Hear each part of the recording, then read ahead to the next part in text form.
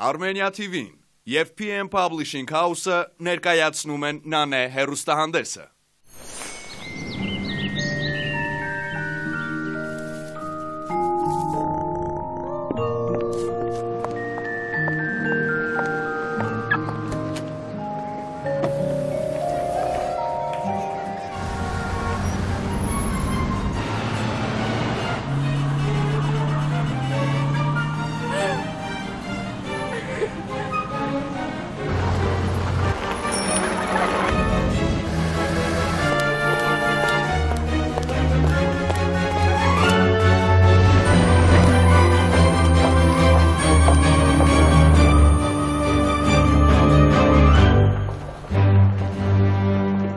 Որոնք են կանանց հուզող ամենաառաջնային թեմաները՝ խոհանոց, առողջություն, գեղեցկություն, նորաձևություն և իհարկե հետաքրքիր անհատականություններ։ Կտրվեք ձեր առօրյա հոգսերից և միացեք մեզ։ Մենք խոստանում ենք հետաքրքիր դարձնել ձեր առաջիկա րոպեները։ Եթերում Նանեն է, ողջույն։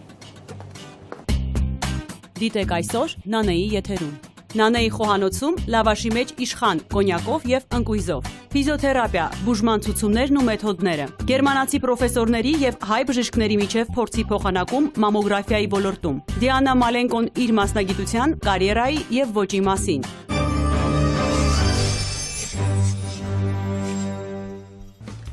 Մեր խոհանոցում մենք ներկայացրել ենք տարբեր ազգերի խոհանոցներ և հյուրընկալել ենք տարբեր ազգության խոհարարների։ Այսօր ներկայացնելու ենք եվրոպական խոհանոցը հայ խոհարարի մատուցմամբ։ Մեր տաղավարում է Beer Academia գարեջրատան խոհարար Աշոտը։ Ողջույն Աշոտ։ Բարեցես։ Ինչ եք այսօր պատրաստելու։ Այսօր պատրաստում ենք իշխան, ընկույզով և կոնյակով լավաշի մեջ։ Օ, շատ հետաքրքիր է։ Լավաշը վերջում փաթաթելու ենք, ջեռոցում ենք դնելու։ Ջեռոց։ Ահա, եղավ։ Ինչ է մեզ դրա համար հարկավոր։ Մեզ դրա համար անհրաժեշտ է իշխանը։ Ընկույզ։ Համեմի սերմ։ Այո։ Շաֆրանի ծաղիկ։ Կոնյակ և թթվասեր վերջում լավաշի վրա քսելու համար, հա։ Իսկ սա խոշոր, իսկ ինչու խոշոր աղ, որովհետև համը ավելի շուտ է վերցնում։ Խոշոր աղ ավելի լավ է։ Սկսեցինք։ Սկսում ենք, վերցնում ենք իշխանը, իրեն ազատում ենք։ Ինչպես նշեցի, մենք այսօր ներկայացնում ենք եվրոպական խոհանոցի ուտեստ և ակնկալում եմ, որ դուք մասնագիտացել եք հենց եվրոպական խոհանոցի գծով։ Կարող եք նշել եվրոպական խոհանոցի առանձնահատկությունները։ Եվրոպական խոհանոցը առանձնահատուկ է իր շատ տարբեր բազմազան համեղ ուտեստներով։ Համեղ ուտեստներով։ Տարբեր սոուսներով։ Ասացիք տարբեր համեմունքներով և սոուսներով։ Իսկ կարող եք նշել հաճախ կիրառվող սոուսները և համեմունքները։ Հաճախ կիրառվող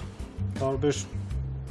օրինակ իտալացիների մոտ հաճախ կիրառվող համեմունքները՝ ռոզմարին, օրեգանո, իրանց սոուսները, տոմատնի կամ պաստաների շատ ճանաչված։ Հիմա ինչ ենք, կամ կտրատում ենք։ Չէ, չենք կտրատում, իրան համեմում ենք աղով։ Հիմա ինչ ենք անում։ Հիմա ափսեի մեջ իր համեմունքները ընկույզով խառնում ենք իրար։ Ամբողջը խառնում ենք իրար։ Եվս մեկ անգամ նշենք ընկույզ, համեմի սերմ, շաֆրանի ծաղիկ և կոնյակ։ Կոնյակ։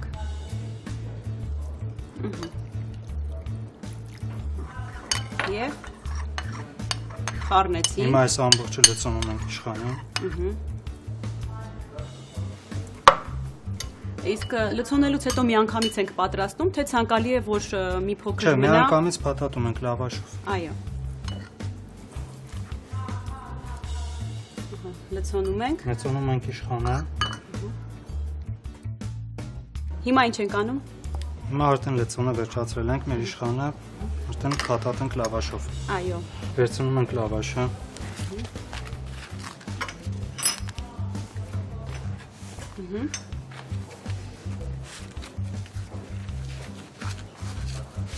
Իսկ պարտադիր է, որ այս մասը բաց լինի, թե։ Չէ, պարտադիր չէ։ Պարտադիր չէ։ Վերջ, իսկ ինչ է մեզ հարկավոր խոհանոցում։ Մեզ խոհանոցում հարկավոր է թթվասեր, որը ջեռոցում ժամանակ առ ժամանակ ընթացքում պետք է հացի վրա քսեն։ Այո։ Վերջ։ Վերջ։ Գնացի։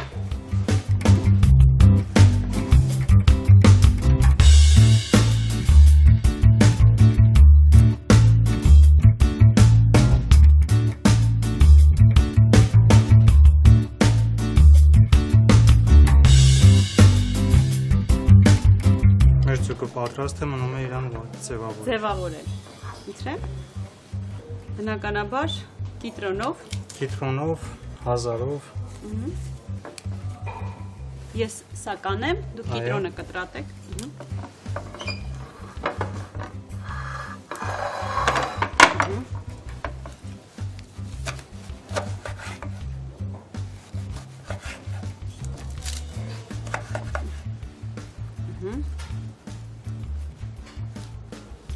Ես էլ օգնեմ։ Մեր ստեղծագործական խումբը սոված անհամբեր սպասում է այս ուտեստին։ Մենք վերջացրեցինք։ Մենք վերջացրեցինք։ Մեր ուտեստը արդեն պատրաստ է։ Այս դնում ենք այս կողմ։ Եվ ձուկը համտեսում ենք սպիտակ գինով։ Շնորհակալություն Աշոտ այս համեղ ուտեստը պատրաստելու։ Մեզ մնում է իհարկե համտեսել պարտեզ գինին, սպիտակ։ Եվ կոչ անել մեր հեռուստադիտողներին անպայման պատրաստել։ Դիտեք Բաղադրատոմսը հեռուստաէկրաններին եւ պատրաստեք։ Իշխան կոնյակով եւ ընկույզով լավաշի մեջ 1 իշխան 600 գրամ, 50 գրամ ընկույզ, 50 միլիգրամ կոնյակ, զաֆրանի ծաղիկ, համեմի սերմ, լավաշ, կիտրոն, 1000, աղ։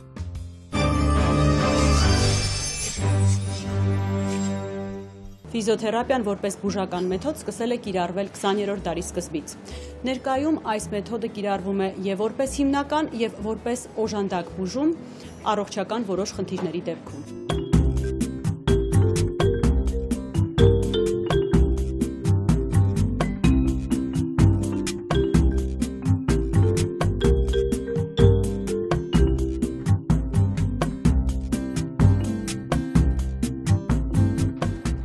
Գտնվում ենք Մալետի էսթետիկ բժշկական կենտրոնում եւ այսօր մեր առողջ եւ գեղեցիկ խորագրում կանդրադառնանք ֆիզիոթերապիայի մեթոդին։ Այս մեթոդի առանձնահատկությունների մասին այսօր կզրուցենք Մալետի էսթետիկ բժշկական կենտրոնի բժիշկ ֆիզիոթերապևտ Արմենուհի Ավետիսյանի հետ։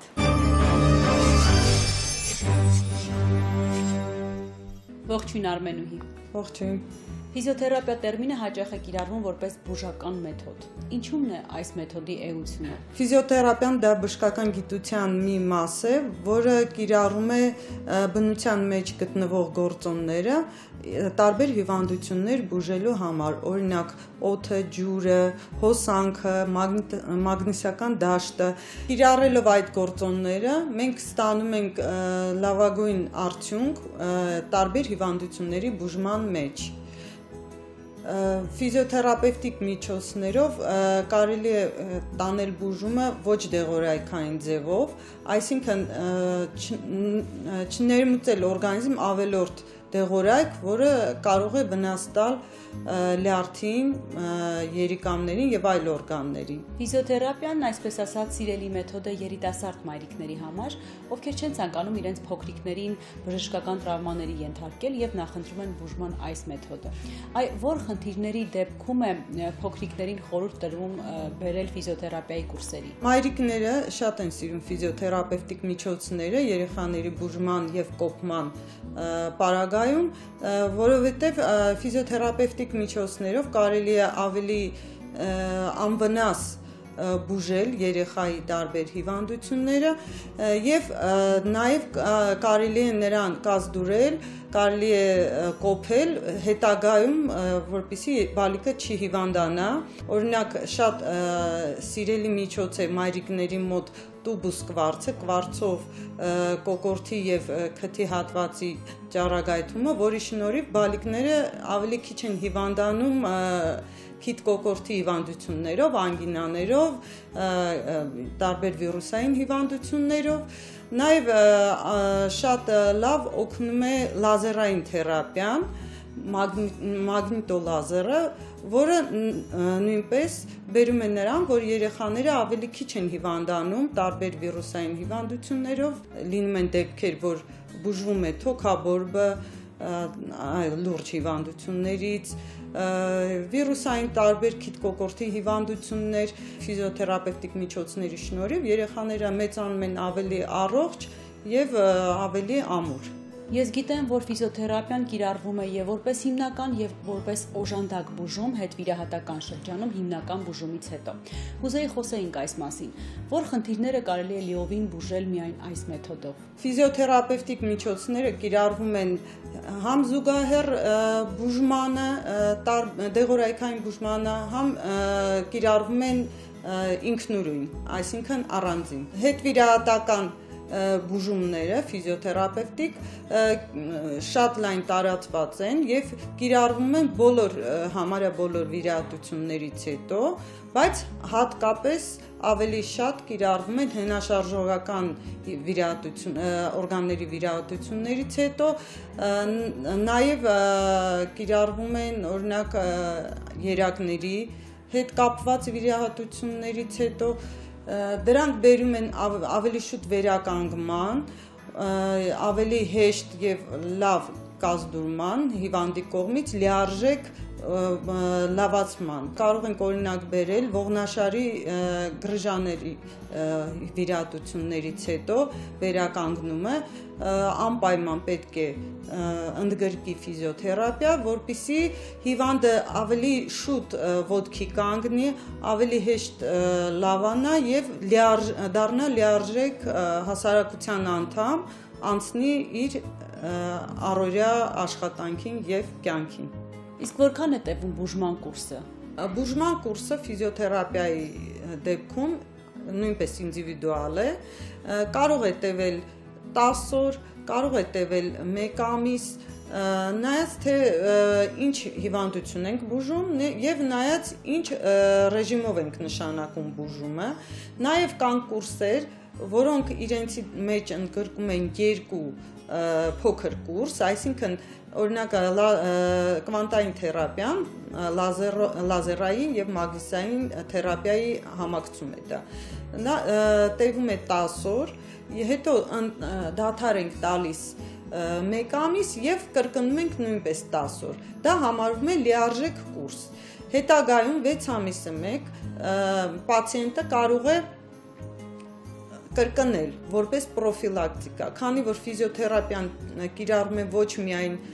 բուժման համար, այլ նաև պրոֆիլակտիկայի համար։ Իսկ որոնք են ապարատային ֆիզիոթերապիայի հակացությունները։ Հակացությունները հիմնականում դրանք են տեղային, եթե մաշկի վրա ինչ-որ բորբոքային պրոցես կա, վնասված է մաշկը, կան օնկոլոգիական հիվանդություններ, նաև հակացություն է հանդիսանում հղիությունը որոշ դեպքերում նաև կարելի է հղիներին օգտագործել ֆիզիոթերապիա։ Շնորհակալ եմ Արմենուհի օգտակար ինֆորմացիայի համար, թեման բավականին հետաքրքիր էր։ Ձեզ շնորհակալություն, որ տվեցիք հնարավորություն հանրությանն տալ լիարժեք ինֆորմացիա ֆիզիոթերապիայի մասին։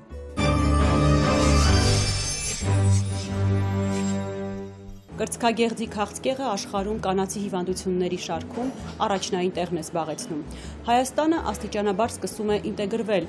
այս հիվանդության դեմ պայքարի եվրոպական փորձին։ Ողջույն Տիկին Խաչանուր։ Բարև ձեզ։ Ես տեղյակ եմ, որ հայ-ամերիկյան առողջության կենտրոն ժամանել են Գերմանիայից մասնագետներ։ Ինչ ծրագրով են նրանք այցելել Հայաստան։ Շնորհիվ Գերմանիայում Հայաստանի դեսպան պարոն Սմբատյանի, ով ջանք եւ եռանդ չխնայելով պայմանավորվեց Գերմանիայի լավագույն կլինիկաների ղեկավարների հետ եւ հրավիրեց իրենց Հայաստան։ Այժմ մեր կենտրոնում կատարվում է կրծքագեղձի երկկողմանի մաստեկտոմիա, որը նախատեսել էին կատարել այսօր եւ մեծ ուրախությամբ ստացվեց այնպես, որ այս վիրահատությանը մասնակցում են գերմանացի մասնագետները եւ պետք պետք է ասեմ, որ իրենց գոհունակությունը եւ հիացմունքն են հայտնում թե վիրահատարանի եւ թե մասնագետների մասին, ովքեր հիմա իրենց օգնում են այս վիրահատության ընթացքում եւ իհարկե շատ կարեւոր է, քանի որ այս վիրահատությունների ընթացքում մասնագետները կարողանում են յուրացնել այն նորը, այն առաջադեմը, որ այժմ կա բժշկագիտության բնագավառում եւ իհարկե պետք է ասեմ, որ այս մասնագետների կարծիքը շատ կարեւոր է մեզ համար, քանի որ ավելի ինքնավստահ ես դառնում եւ հավատում ես քո ուժերին։ Մենք պատրաստվում ենք իրենց հետ ունենալ փոխադարձ այցեր, իրենք մեզ հրավիրում են Բերլին եւ Ռոստոկ քաղաքներ աշխատելու եւ իհարկե վերապատրաստվելու եւ սովորելու համար եւ իրենք էլ բազմաթիվ անգամներ ակնկալում են իրենց այցելությունները մեր կենտրոն, մեր երկիր, որի վրա իրենք համարյա թե արդեն սիրահարվել են։ Տիկին Խաչանուշ նայելով էկրանին տեսնում եմ, որ վիրահատություն է ընթանում։ Ինչ վիրահատություն է կատարվում այժմ։ Այո, մենք քանի որ արդեն տեղյակ էինք, որ մեր գործընկերները ժամանելու են Երևան, նախատեսել էինք մի շարք վիրահատություններ, հենց հիմա ընթանում է երկկողմանի մաստեկտոմիա, իրենք խնդրել էին մեզ հավաքագրել այցելուներ, ովքեր ունեն շատ ավելի լուրջ խնդիրներ, այսինքն ովքեր ունեն քաղցկեղ հիվանդություն, այս դեպքը հենց վերաբերվում է այս հիվանդությանը, իրենք հիմա վիրահատում են մի կնոջ, ով ցավոք 2 կրծքագեղձում ուներ քաղցկեղի օջախներ, իրենք հույս են եւ հավատ են հայտնել, որ վիրահատությունը կընթանա այնպիսի ուղով, որ կինը ամբողջովին կառողջանա, հույս ունեմ, որ ամեն ինչ լավ է լինելու, քանի որ այս ընթացքում երբ իրենք վիրահատում են կրծքագեղձը, նաեւ միաժամանակյա իմպլանտ են տեղադրում, այսինքն կինը վիրահատությունից հետո իրեն լիարժեք կզգա եւ իր կյանքի որակը չի տուժվի, հուսով եմ։ Իսկ մենք կարող ենք զրուցել բժիշկների հետ։ Իհարկե, ինչպես տեսնում եք, վիրահատությունը արդեն ավարտվեց, հուսով եմ, որ իրենք մեծ հաճույքով ձեզ կդիմավորեն եւ կպատասխանեն ձեզ հետաքրքրող հարցերին։ Շնորհակալություն։ Ողջույն, ինչ վիրահատության եք դուք քիչ առաջ մասնակցել։ First of all, I would like to thank you. Նախ եւ առաջ կուզենայի շնորհակալություն հայտնել Հայաստան գալու հրավերի համար։ Ինձ համար շատ հաճելի է գտնվել այստեղ։ Մեր այցի նպատակներից մեկը կրծքի քաղցկեղի թեմայով դասախոսություններն էին։ Բացի այդ, նաեւ մի քանի վիրահատություն կրծքագեղձի քաղցկեղով տառապող կանանց։ Suffering from breast cancer. Իսկ ինչպես կգնահատեք այստեղի վիրահատարանի պայմանները։ I am a medical oncologist. Ես բժիշկ ուռուցքաբան եմ եւ իմ գործընկերներն այստեղ վիրահատություններ են կատարել։ Որքանով ես նրանցից տեղեկացել եմ, նրանք շատ գոհ են այստեղի պայմաններից։ Մենք տեսանք, որ վիրահատարանի պայմանները համապատասխանում են բարձր չափանիշներին, ինչպես նաև ընդհանուր բժշկությունը։ Երբ եք կրկին պլանավորում այցելել Հայաստան։ As soon as possible. Որքան հնարավոր է շուտ։ Մենք հրավիրված ենք այստեղ Գերմանիայի առողջապահության նախարարության կողմից մեր հայ գործընկերների հետ կապ հաստատելու նպատակով։ Համոզված եմ, որ շուտով կրկին կայցելենք։ Quite sure that I will be here in Armenia soon. Մենք այժմ կզրուցենք Գերմանիայից ժամանած մյուս մասնագետի հետ։ Ողջույն։ My name is Michael Unch. I'm here. Իմ անունը Michael Unch է։ Ես այստեղ եմ Գերմանիայից ժամանած 4 պրոֆեսորների հետ միասին։ Ես առաջին անգամ եմ Հայաստանում։ Մենք 2 օր բավականին ինտենսիվ փորձի փոխանակում անցկացրեցինք հայ բժիշկների եւ մեր միջև եւ 2 օր վիրաբուժություն ենք կատարում։ Հիմնականում կրծքագեղձի քաղցկեղի վիրահատություններ։ 3 իմ գործընկերները վիրահատություն կատարեցին նոր մեթոդով, որը կարող է մեծացնել հիվանդի կյանքի որակը եւ խուսափել մեծածավալ վիրահատությունից կրծքի շրջանում։ Մենք կատարել ենք նաեւ օնկոպլաստիկ վիրահատություններ։ Այսինքն, սա դրական քայլ է եւ հիվանդների եւ բժիշկների համար։ Ինչ մենք այստեղ սովորեցինք, դա գերազանց պատրաստված վիրահատողների, անեստեզիոլոգների, բժիշկների թիմն է։ Anesthesiologist, the staff members, the doctors, so we are very happy. Ինչ խնդիր ուներ վիրահատվող կինը, ինչ տարիքի է։ Most often the breast cancer Ամենից հաճախ կրծքագեղձի քաղցկեղը հանդիպում է 55-ից 75 տարեկան հասակում, բայց լինում են նաև ավելի երիտասարդ հիվանդության դեպքեր։ Հիվանդների 25%-ը 50-ից ցածր տարիքի են։ Այդ պատճառով 40 տարեկանից սկսած կանայք տարեկան 1 անգամ պետք է խորհրդակցեն կամ իրենց մամոգրաֆիայի մասնագետի կամ ընտանեկան բժշկի հետ։ Շատ կարևոր է այս հարցում իրազեկվածության մակարդակը կանանց շրջանում։ and the awareness is most importantly for the women. Իսկ դուք ծանոթ եք Հայաստանում կրծքագեղձի քաղցկեղի վիճակագրությանը եւ ինչ համեմատություն կարող եք անցկացնել եվրոպական երկրների վիճակագրության միջև։ Առաջին հերթին Ես նկատել եմ, որ Հայաստանում կրծքագեղձի քաղցկեղի դեպքերի վիճակագրությունը շատ նման է արևմտյան երկրների վիճակագրությանը։ Համապատասխանաբար յուրաքանչյուր 10-րդ կինն իր կյանքի ընթացքում կարող է ունենալ կրծքագեղձի քաղցկեղ։ Ռիսկի գործոնները տարբեր են։ Դա կապված է մեր սննդի որակի հետ։ Ճարպոտ սննդի չարաշահումը եւ առհասարակ շատ ուտելը նույնպես բացասաբար է ազդում մեր օրգանիզմի վրա։ Ծխելը ոչ միայն թոքի քաղցկեղի, այլև կրծքի քաղցկեղի նախապայման է, նաեւ ալկոհոլի չարաշահումը։ Իհարկե օրական 1 բաժակ կարմիր գինին նույնիսկ օգտակար կարող է լինել, բայց դրա չարաշահումը միանշանակ հղի է բացասական հետևանքներով։ Increased intake of alcohol. Ինչ գործոններ կարող են նվազեցնել կրծքագեղձի քաղցկեղի ռիսկը։ So first of all, Նախ եւ առաջ սննդային վարքագիծը, անցումը ավելի առողջ սննդի, քիչ ճարպ, քիչ կալորիաներ, ավելի շատ բանջարեղեն, նաեւ ֆիզիկական ակտիվությունը չափազանց կարեւոր է։ Արևմուտքում այս հարցերի շուրջ բավականին իրազեկ են եւ մենք պարապում ենք մեր կանանց հետ, նույնիսկ նրանց հետ, ովքեր ունեն քաղցկեղ, նպաստում ենք ավելորդ քաշից ձեռբազատմանը։ have breast cancer to try to lose weight. Շնորհակալ եմ արխիվում նոր վիրահատություններ են, ձեզ հաջողություն եմ մաղթում։ Thank you. Կարող եք զուգահեռ անցկացնել Գերմանիայի եւ Հայաստանի կանանց կրծքագեղձի քաղցկեղի իրազեկման մակարդակի միջև։ I think that's a problem also in Germany. Կարծում եմ սա խնդրեմ է նաև Գերմանիայում։ Այնտեղ ամեն ինչ անվճար է։ Կինը չի վճարում հետազոտության համար, բայց այս ամենով հանդերձ հետազոտվողների թիվը կազմում է 55%, որը ցածր է։ Մյուս կողմից ձեզ մոտ իրազեկության մակարդակը բարձր է, շնորհիվ զանգվածային լրատվամիջոցների։ Կարծում եմ շատ կարևոր է ինֆորմացնել հիվանդներին հնարավոր խնդիրների մասին։ Այսօր մեզ էր այցելել 31-ամյա երիտասարդ կին, բավականին տարածված քաղցկեղով կրծքի շրջանում։ Երբ մենք հարցրեցինք, երբ է նա տեսել առաջին փոփոխությունները, նա պատասխանեց վերջին 2 տարիների ընթացքում։ Երբ մենք հարցրեցինք, ինչու ավելի վաղ չէր դիմել բժշկի, նա պատասխանեց ֆինանսական պատճառներով։ Այս խնդիրը մենք չունենք Գերմանիայում։ But this problem we don't have in Germany. Կա մի բան, որ այս փորձից կվերցնեք ձեզ հետ։ I would say they are very friendly, are very kindly. Կասեի, որ այստեղ առհասարակ շատ բարի են, ընկերական։ Կարծում եմ ինձ հետ կտանեմ այդ բարի եւ ջերմ վերաբերմունքը։ Առհասարակ կանանց հանդեպ նույնպես շատ բարեհամբույր են եւ հանդուրժողական։ Գերմանիայում մենք խնդիր ունենք այս հարցում։ Կանայք կարիք ունեն արտահայտվելու, նրանք կարող են ժամերով խոսել, արտահայտվել, հարցեր տալ։ Այստեղի կանայք ավելի նուրբ են եւ ընկալող։ Հայաստանում հիմնականում խնդիրը հիվանդության բարձի թողի վիճակն է, որը բերում է քիմիոթերապիայի, մաստեկտոմիայի։ Այդ պատճառով պետք է զարգացնել վաղ ախտորոշման եւ կանխարգելման կարեւորությունն այստեղի կանանց շրջանում։ Or I must say again, improve the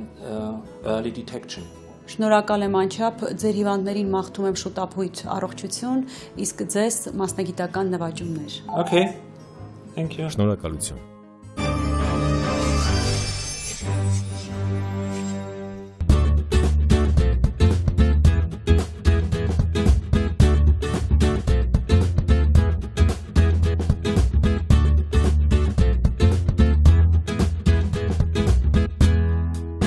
Տասնչորս տարեկանից նա աշխատում է հեռուստատեսությունում։ Սկզբում եղանակի տեսություն, հետո ժամանցային ծրագրեր, ապա ֆիլմերում նկարահանվելու առաջարկներ։ Այս ամենի հետ մեկտեղ մեր այսօրվա հյուրը ապագա պրոդյուսեր է։ Նա սովորում է Թատերական ինստիտուտի արվեստի կառավարման ֆակուլտետում։ Երիտասարդ, խոստումնալի Դիանա Մալենկոն է այսօր մեր տաղավարում։ Ողջույն Դիանա։ Ողջույն։ Ուրախ եմ քեզ տեսնել մեր տաղավարում։ Ես էլ շատ հաճելի է այստեղ գտնվել եւ ձեզ հետ խոսել։ Դիանա Մալենկո անունը շատերին հայտնի է որպես Armnews հեռուստաընկերության հաղորդավարի։ Դիանա, չնայած քո երիտասարդ տարիքին դու արդեն բավականին երկար հաղորդավարական փորձ ունես, վերջերս էլ նոր ես ավարտել գեղարվեստական ֆիլմում նկարահանման աշխատանքները։ Քո կարծիքով ինչ է սպասում այն հանդիսատեսից, որ շուտով քեզ կտեսնի մեծ էկրանին։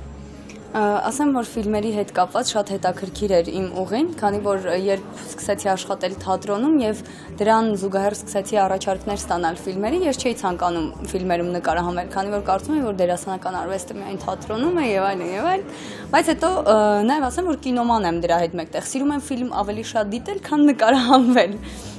Բայց հետո հասկացա, որ գեղարվեստական ֆիլմերը շատ կարևոր են, քանի որ դրանք քեզ տալիս են ինչու ոչ պոպուլարություն, քեզ տալիս են հնարավորություն գումար վաստակելու եւ ի վերջո ստեղծել մնայուն մի բան, որը հետո էլ կարող են մարդիկ տեսնել։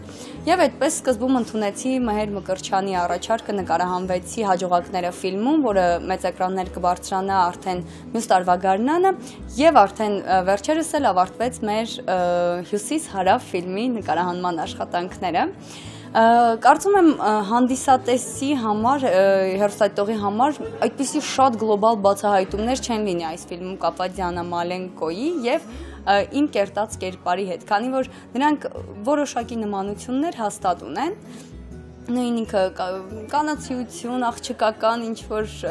տեսակ եւ միակ տարբերությունը կարծում եմ զգացմունքայնությունը կլինի կերպարների իմ եւ կերտածս կերպարի ֆիլմում։ Իսկ հիշում ես ինչ էիր ակնկալում դեռ 14 տարեկանում, երբ նոր էիր մուտք գործում հեռուստատեսություն։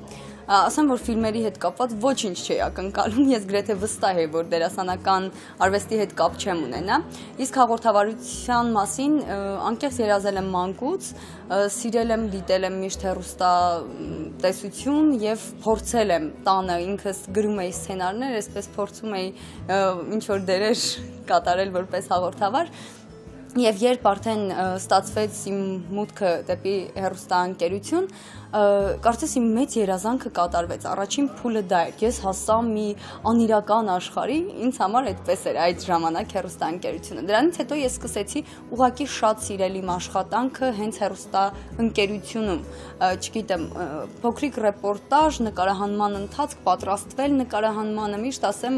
ավելին սիրել եմ ընթացքը, ոչ թե հենց բուն նպատակն ու արդյունքը, դրա համար էլ ինձ համար աշխատանքը սկսած մեյքափից մինչև խոսքը շատ կարևոր է եղել եւ հաճելի կարևոր է։ Դրանից հետո հասկացա, որ պետք չէ էյֆորիայի մեջ ընկնել եւ այդպես վայելել այն ինչ կա, պետք է ձգտել ավելին, փորձել կառուցել ճիշտ կարիերա հեռուստաընկերությունում։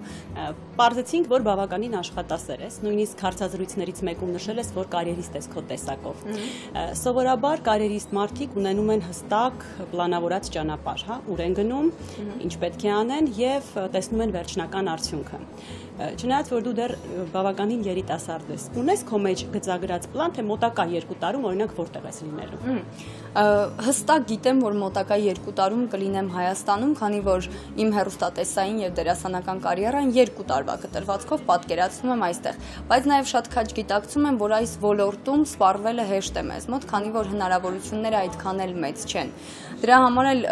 թեպետ տեսակով նաեւ պատրիոտ եմ եւ հայրենիքից հեռու շատ վատ եմ ինձ զգում, միևնույնն է մտածում եմ, որ գուցե գա ինչ-որ տարիք, որ ես փորձեմ իմ ուժերը իմ ոլորտում Հայաստանի Հանրապետության սահմաններից դուրս։ Ես հուսամ, որ մինչ այդ ինչ-որ մի բան կփոխվի եւ ես կարիերայի համար ստիպված չեմ լքի Հայաստանը, բայց նաեւ ռեալիստ եմ, հասկանում եմ, որ գուցե գա այդ պահի իմ կյանքում։ Նշեցիր, որ հայրենասեր ես։ Իսկ ինչու՞ն է արտահայտվում քո հայրենասիրությունը։ Ասեմ, որ հայրենասիրությունը չեմ կարծում, որ ինչ-որ արտահայտչամիջոցներ է պետք ցուցադրելու համար։ Հայրենասիրությունը դա մի ներքին վիճակ է, որը դու կամ զգում ես, կամ չես զգում։ Նախ այդ առաջին էտապը։ Երկրորդը ամեն մեկս էլ մեր ոլորտում, մեր աշխատանքում, մեր տեսակով հասարակության մեջ որպես սոցիում փորձում ենք ինչ-որ մի բան անել մեր հայրենիքի համար։ Հիմա իմ դերը երևի թե տրվել է ի վերուստ, չգիտեմ, լինել հաղորդավար, տեղեկատվություն տալ, ինչ-որ մի բան անել, լինել հասարակական ակտիվ մարդ, ակտիվ երիտասարդ, ով որոշակի միջոցառումներին փորձում է ինչ-որ մի բան անել։ Համենայն դեպս ես իմ աշխատանքի սահմաններում եւ նաեւ որպես հասարակական անձ փորձում եմ մեր հասարակության մեջ որոշակի փոքրիկ, բայց ինչ-որ մի դեր տանել։ Իսկ արդեն հետո թե ինչ մեծ գործեր կանեմ, այդ մասին չեմ կարող հիմա ասել, բայց վստահ եմ, որ հայրենիքիս համար ինչ-որ մի բան մեծ առումով անելու եմ։ Դու սովորում ես Թատերական ինստիտուտի արվեստի կառավարման ֆակուլտետում։ Ինչու ընտրեցիր հենց այս մասնագիտությունը, չէ՞ որ դու արդեն հաղորդավարուհի էիր, աշխատում էիր հեռուստատեսությունում։ Դե ինչպես նշեցի, կարիերիստ մարդը գիտի որտեղից է սկսում եւ որտեղ է ավարտում։ Խոսենք հետեւյալի մասին՝ եւ հաղորդավարը եւ դերասանը։ Դերասանը այդքան չէ, հաղորդավարը որ հաստատ գալիս է մի տարիք, երբ որպես հաղորդավար նա սպառվում է, թե արտաքնապես, թե չգիտեմ, գուցե այլ առումներով։ Եվ այդ ժամանակ գալիս է գումար վաստակելու այլ տարբերակ, չէ՞։ Պետք է այդ խնդիրը լուծել։ Դրա համար ես մի փոքր խորն եմ մտածել, քանի որ ես արդեն իմ քայլերը արել եմ հեռուստատեսության ոլորտում որպես հաղորդավար եւ ի վերջո մեզ մոտ չկա հաղորդավարական լուրջ դպրոց, որտեղ կարելի էր ավելի մասնագիտանալ, շարունակել կրթությունը, ես ստիպված այդ մտքից հրաժարվեցի։ Խոսենք դերասանական ֆակուլտետից։ Թատերական ինստիտուտում, ով ընդունվում է դերասանական ֆակուլտետ, կարծում եմ բոլորն էլ գիտեն, որ առավոտյան ժամը 7-ին լինում է ինստիտուտում եւ վերադառնում է տուն շատ ուշ։ Իսկ այդ ռեժիմը ինձ համար ուղղակիորեն չէր կարող հարմար լինել, քանի որ ես արդեն իսկ աշխատում եի հեռուստաընկերությունում եւ վաստակում էի գումար։ Իսկ արդեն պրոդյուսերական ֆակուլտետը նախ առաջին հերթին, ինչպես նշեցի, հետագայի համար, ինձ համար կերտած մի ուղի է առանձին առումով եւ երկրորդն էլ կոնկրետ կյանքիս այդ շրջանում հարմար էր ինձ համար, որը կարող էի համատեղել եւ աշխատանքիս հետ եւ սովորելու հետ եւ ի վերջո շատ հետաքրքիր է ինձ այն։ Իսկ միգուցե պրոդյուսերի մասնագիտությունը ընտրել ես որպես, այսինքն որպեսզի քեզ օգնի դերասանի եւ հաղորդավարի մասնագիտության մեջ, օրինակ ասենք յուրաքանչյուր մարդ, եթե իհարկե իրենից արժեք է ներկայացնում, հա, խոսքս արվեստի ներկայացնող մարդը պետք է ինչ-որ չափով լինի իր պրոդյուսերը, թեպետ շատ հաճելի է եւ շատ ողջունելի է, երբ յուրաքանչյուր արվեստի ներկայացուցիչ ունենում է իր անձնական պրոդյուսերը, բայց ես եկել եմ այն եզրակացության, որ յուրաքանչյուր մարդ արվեստ ներկայացնող ինչ որ չափով պետք է լինի իր պրոդյուսերը, որպեսզի կարողանա իրեն ճիշտ դրսևորել, ճիշտ մատուցել։ Միգուցե սա է պատճառը, որ դու ընտրել ես հենց այս մասնագիտությունը։ Գուցեև, որ որոշակի տոկոս իմ ընտրության հարցում դեր է խաղացել, մտքիս այդ թռիչքը չգիտեմ։ Եթե անկեղծ, քանի որ մինչ ընդունվել թատերական ինստիտուտ արդեն աշխատում է հեռուստաընկերությունում այդ ոլորտում արդեն կայի, ընդունվելուց հետո, եթե մի օր լինում էր նույնիսկ դասը սովորած չէի լինում, իմ փորձը, իմ պրակտիկան օգնում էր նույնիսկ այդտեղ։ Այնպես որ երկուսը համատեղելու արդյունքում կարծում եմ ինչ որ մի պրոդուկտ հաստատ կստանամ։ Եվ երկրորդն էլ հաստատ չեմ բավարարվում ես այնինչ ունեմ եւ գիտեմ, որ հետո փորձելու եմ ինքս ստեղծել ինչ որ մի բան, իսկ դա պրոդյուսերի գործն է, դա կլինի ֆիլմում, դա կլինի թատրոնում։ Հիմնականում հակված եմ ինչ-որ մի բան հետագայում անել թատրոնի համար, քանի որ մեր թատրոնները պրոդյուսերական տեսանկյունից հիմա իրականում այդքան էլ լավ վիճակում չեն։ Իսկ ես լինելով թե հեռուստատեսության, թե կինոյի եւ թե թատրոնի ոլորտում կարծում եմ, որ ինչ-որ մի բան կարող եմ փոխել այդտեղ։ Բայց ես ասեմ, որ դերասանի համար, երբ գալիս է տարիքը, շատ դժվար է կադրից դուրս աշխատելը, որովհետև դա մեծ ստրեսի է ենթարկում յուրաքանչյուր դերասան, որ ինքը արդեն չի կարող խաղալ եւ ստիպված է ուղղորդել կամ ամեն ինչը հղկել, կառավարել։ Դիանա, ինչպես արդեն խոսեցինք, դու ուժերդ ես փորձում ֆիլմում։ Ինչ սկզբունքով ես ընտրում քեզ առաջարկված դերերը, զուտ դերասանական չափանիշներով, թե այստեղ արթնանում է պրոդյուսեր Դիանան եւ փորձում ես դիտարկել, թե որքանով է շահեկան կամ կոմերցիոն տվյալ կերպարը։ 70-30։ Հիմա պատմեմ։ Երբ ստանում եմ առաջարկ ֆիլմից, առաջին հարցը, որը հնչում է, դա ով է ռեժիսորը։ Այդտեղ խոսում է երևի թե իմ դերասանական կողմը, իմանալով թե ով է ռեժիսորը եւ ինչ տեսակ ֆիլմ են նկարահանում, կոմերցիոն է, թե ասենք art house ֆիլմ է, այդտեղ արդեն բաշխումը գնում է։ Գուցե ես չվաստակեմ գումար ոչ մի լումա, բայց այդ դերը, այդ ռեժիսորի հետ աշխատանքը ինձ բավարարի, վստահ կարող եմ ասեմ, որ ես կհամագործակցեմ նրա հետ։ Եթե դա ասենք չի լինելու mainstream ֆիլմ, դա լինելու է know-how, դա լինելու է կամ էլ art house-ի մեջ ինչ-որ մի բան, հաստատ կընտրեմ։ Իսկ եթե արդեն վստահ գիտեմ, սա կոմերցիոն ֆիլմ է, այդտեղ մի փոքր պրոդյուսերական իմ միտքն է ուղղորդում ինձ։ Ինչ է այն տալիս ինձ։ Գումար, տալիս է փորձ, տալիս է պոպուլարություն եւ առաջնորդվում եմ դերն էլ եթե նորմալ է, ինչու ոչ։ Բայց այդտեղ եւս կարեւոր է թե ինչ production է նկարահանում, ով է կրկին ռեժիսորը, այդ ամեն ինչը հաշվի առնում ես իրականում։ Ուղղակի նժարին դնում ես, թե արժե արդյոք քո ժամանակը, քո էմոցիաները եւ այլնը վատնես ստանալու համարն է, թե ոչ։ Այս դեպքում կապված մեր նոր ֆիլմի հետ նույնիսկ ինչ ասեմ, տարակուսանքի մեջ էլ չեմ եղել, քանի որ մեր շուկայի համար ես վստահ եմ, որ մեկ ֆիլմ հաստատ լինելու է mainstream տարբերակով, որտեղ ես նկարահանվելու եմ։ Եվ նույնիսկ չեմ ստիկ, ասեմ, սպասում էի հենց այդ ընկերության կողմից առաջարկի, քանի որ մնացած բոլոր ֆիլմերը մերժելուց երևի թե դա եմ մտածել, որ նկարահանվեմ, բայց նկարահանվեմ այդ ընկերության ֆիլմում։ Ու այդպես առաջարկը երբ ստացա, մի անգամից համաձայնվեցի։ Հետաքրքիր է, իսկ համաշխարհային կինոինդուստրիայից ումից ես ոգեշնչում։ Օրինակ, ֆիլմը դիտելիս հետևում ես ոչ այնքան սյուժեին, որքան դերասանուհու խաղին։ Ասեմ, որ հիմա շատ իհարկե կարող եմ թվել, բայց կոնկրետ այս պահին ինձ համար ոգեշնչման աղբյուր է Եվա Գրինը, ով երիտասարդ է շատ, բայց իր տեսակով, իր խաղով շատ խարակտերային է եւ ես նրանից վերջերս իրոք ոգեշնչվում եմ։ Այլում կնշեմ Նիկոլ Կիդմանը միշտ է եղել, Շարլիզ Տերոնը կապված մի փոքր միշտ ինձ նմանացրել են, դրա համար մանկուց իր ֆիլմերը այսպես թերթել եմ, անգիր եմ արել։ Իսկ հներից շատ նորերից Օդրի Տատուին եւ հներից Օդրի Խեբեռնին եմ հավանում։ Այդ տեսակները ինձ իրոք շատ ոգևորում են, իրենց նուրբ, բայց շատ կանացի, իրենց խորը, բայց պարզ աչքերով։ Կարծում եմ այդ բոլոր կերպարներում միավորողը դա է։ Նկատել եմ, որ հաճախ է սիրում հանդես գալ ռետրո կերպարում։ Սա զուտ արտաքին կերպարային համակրանք է, թե քեզ գերում է հին ժամանակների ամեն ինչը՝ ֆիլմեր, երաժշտություն, նորաձևություն։ Հիմա մի քիչ հեռվից գամ եւ վերջում կհասնեմ հարցի պատասխանին։ Ինձ որ այսպես տեսնում եմ, բոլորը մտածում են, որ ակտիվ նոր սերնդի երիտասարդ է, տեխնոլոգիաների բանիմաց մի երիտասարդ եւ այլն եւ այլն։ Իրականում ես այդպեսին չեմ։ Ես մինչ օրս նախընտրում եմ սցենար գրելու համար թուղթ ու գրիչը։ Էլեկտրոնային գիրք չեմ կարդում, ընթերցում եմ գիրք, որը ունի թուղթ, որը ունի հոտ։ Եվ տեսակով էլ երաժշտության առումով, նորաձևության առումով շատ հին եմ։ Նույնիսկ իմ ռեժիսորը միշտ ասում է՝ դու շատ հին մարդ ես, ինչու ես հիմա ծնվել, չեմ հասկանում։ Եվ դա էլ ստեղծում է արդեն իմ արտաքին կերպարը, ռետրո։ Մտածելակերպով էլ եմ այդպես, սանրվածքով էլ, արտաքին ոճով էլ։ Դրա համար էլ դա ուղղակի սարքած այսպես ֆուտլյար չէ հաստատ, այլ իմ ներքինից բխած կերպար է։ Վերջերս Armuse-ի հեռուստադիտողները ականատես եղան քո ֆոբիային, երբ տաղավար ներս բերեցին թութակին, դու շարսափահար դուրս փախար տաղավարից։ Երբ ես առաջին անգամ բախվել այս ֆոբիային։ Այնքան մանկուց, որ նույնիսկ հստակ չեմ հիշում երբ։ Բայց ինչ ինձ հիշում եմ, ես ունեմ այդ վախ, ունեմ այդ ֆոբիան թռչունների եւ թիթեռների հետ կապված եւ այն հասնում է շատ վատ էտապի հիստերիայի, չգիտեմ, նույնիսկ ֆիզիկապես վատանալուն։ Հունաստանում ինձ համար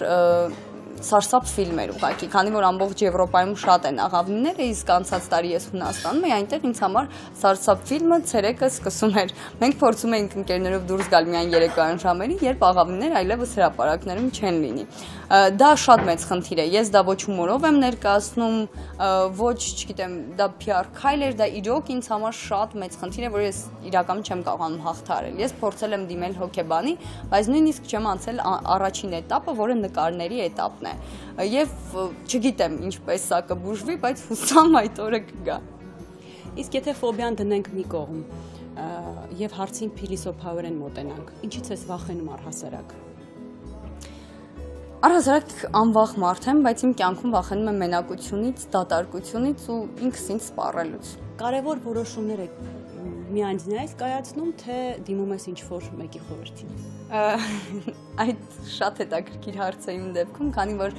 միշտ դիմում եմ, բայց ներքուստ արդեն իմանալով իմ հարցի պատասխանը, իմ որոշման պատասխանը, բայց միևնույն է դիմում եմ։ Այսինքն հաշվի ես առնում քո մտերիմների կարծիքը, բայց ի վերջո որոշում ես կայացնել։ Գիտեք, նեղություն հնարավոր է ոչ միայն մտերիմների։ Երբեմն կարող է ինքս իմ մեջ բախում լինի ինչ-որ մի որոշման գալու համար, եւ հանկարծակի այսպես պատտվեմ, ոչ այդքան մտերիմ մարդու այդ հարցը տամ, քանի որ այդ տարբերակն էլ է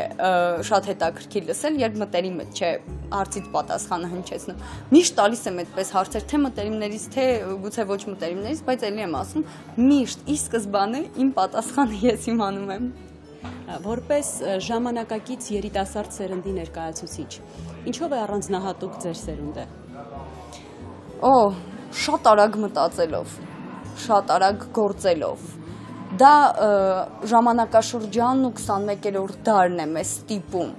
Օրինակ ես կնախընտրեի ավելի դանդաղ տեմպո, ավելի դանդաղ ռիթմը, բայց գիտակցելով, որ 21-րդ դարի երիտասարդը չի կարող այդ տեմպո ռիթմով ապրել մեր դարում, ես փորձում եմ դարին համահունչ քայլել։ Բայց մենք կարծում եմ առանձնանում ենք դրանով։ Դու բավականին մեծ երկրպագուների բանակ ունես։ Նույնիսկ հարցազրույցներից մեկում նշել ես, որ հաճախ ամուսնության առաջարկներ ես տանում։ Ինչ չափանիշների պետք է համապատասխանի քո ընտրյալը։ Կարծում եմ բոլոր աղջիկներն էլ, բոլոր կանայք էլ միշտ իրենց համար գծում են ինչ-որ մի իդեալ և բոլորն էլ փնտրում են հաստատ իրենց իդեալին։ Այս ժամանակի ընթացքում արդեն հասկանում ես, որ գուցե նա ինչ-որ մեկինում գտել ես իդեալ չէ, բայց նա այնքան քո մարդն է, որ արդեն չես խորանում, թե արդյոք այդ ամենը համապատասխանում էր քո որոշածներին։ Ինձ մոտ դեռ իդեալների փուլն է, կլինեմ անկեղծ, գուցե երիտասարդ տարիքից է, բայց դեռ իդեալների փուլն է, փնտրում եմ, այո, այն արքայազնին, չգիտեմ, շատ հեքիաթային է հնչում, բայց կա նման բան։ Կստեմ, եթե ասեմ արտաքին տեսքը կապ չունի, քանի որ եկեք անկեղծ լինենք, մարդ հմայվում է նախ եւ առաջ արտաքին տեսքից։ Այ հետո երկրորդ էտապում, երբ չտեսնեմ ներքին խորություն, հաստատ էլ արտաքինը ոչինչ չի ասի։ Եվ ներքին խորությունը ոչ միայն նրա ինտելեկտն է, չգիտեմ, բանիմացությունն է, չէ, դա կլինի իր ժեստերը, կլինի իր խոսելաոճը, իր մտածելակերպը, այդ ամենը միասին վերցրած ներքին կոչենք։ Եվ այդպես հիմա չեմ ուզում առանձին ասեմ, աչքերը այսպես պետք է լինի, ոչ, հաստատ այդ աստիճան պրիմիտիվ էլ չեմ փնտրում, բայց կարևորը հոգու մարդ լինի երևի։ Ինձ հետաքրքիր է, ռոմանտիկ ես քո էությամբ։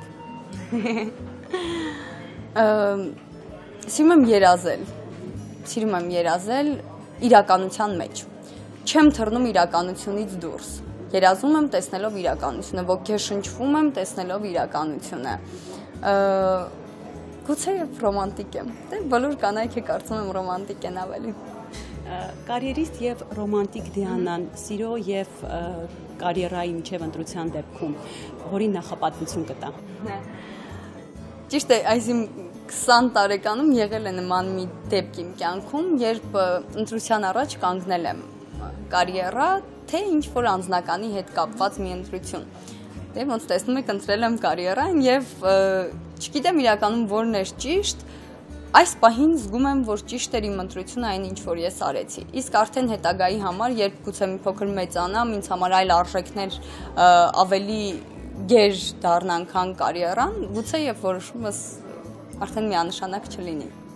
Շնորհակալ եմ անկեղծ հետաքրքիր զրույցի համար, քեզ մաղթում եմ ընտրածտուղու անխոչնդոտ ընթացք, հետաքրքիր դերեր, կերպարներ, վերելքներ եւ իհարկե անձնական մեծ երջանկություն։ Անչափ շնորհակալ եմ, շատ հետաքրքիր էր։